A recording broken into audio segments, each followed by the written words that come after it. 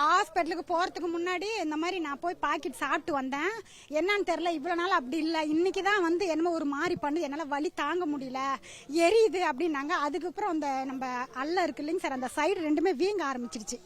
வீங்க ஆரம்பிச்சதுக்கு அப்புறம் தான் ஆமா கண் பார்வை என்ன பண்ணாங்க, ஒரு மாதிரி எனக்கு கண் பார்வை சரியா தெரியல அப்படின்னாங்க. சந்தேகப்பட்டு தான் நாங்கள் உடனே என்ன பண்ணோம், அவங்க வீட்டுக்காரங்க தாய் மாமன் தான் அவரு, குப்பன் அவர் பேரு, அவருக்கு போனை போட்டு உடனே நாங்க ஆட்டோல ஜிஹெச்சுக்கு அனுப்பி விட்டதுக்கு அப்புறம் தான் தெரியுது ஒருத்தர வழியில துடிக்கிறாங்க, கத்துறாங்க.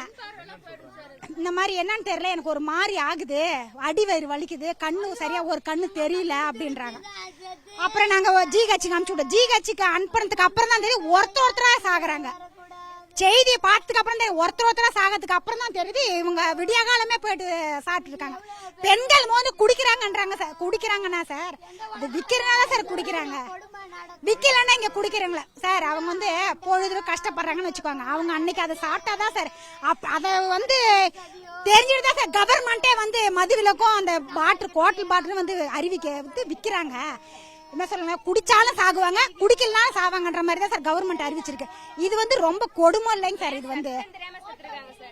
இது வந்து சட்ட ரீதியா கள்ளச்சாராயம் விசச்சாராயம் வந்து விற்க கூடாதுன்றது. கடைசி எனக்கு வலிக்குது ரொம்ப. ஆனா நாங்க வந்து மிரட்டி கேட்டதுக்கு அப்புறம் ரொம்ப சார் அவங்க வந்து கத்தனை கத்து ரொம்ப இன்னமும் என் காதுல கேட்டுட்டே இருக்கு சார். ரொம்ப துடிக்கிறாங்க சார், வலி என்னால முடியல, ஒரு பார்வை வர வரல, ஒரு கண்ணு தான் தெரியும், ஒரு கண்ணு தெரியலன்றாங்க சார். அதனுடைய அவங்களுடைய கதறல் தான் சார் இன்னமும் எங்களுடைய அந்த ஆவேசம் தான் சார் பேச சொல்லுதே உண்மையாலுமே சார். இதே லைன்ல 12 பேர் சார், ஒரே தெருவுல 12 பேர் சார். இதுக்கப்புறம் கருணாபுரம் புருஷ முன்னாடி 2 பேருமே ஜோடியா இறந்துருக்காங்க. அவங்க வந்து குடிக்க அடிக்ட் ஆயிட்டாங்கன்னு சொல்ல முடியாது, அந்த சீப்பான அந்த போதை கிடைக்கிறதுனால தான் சார் அவங்க சாப்பிட்றாங்க.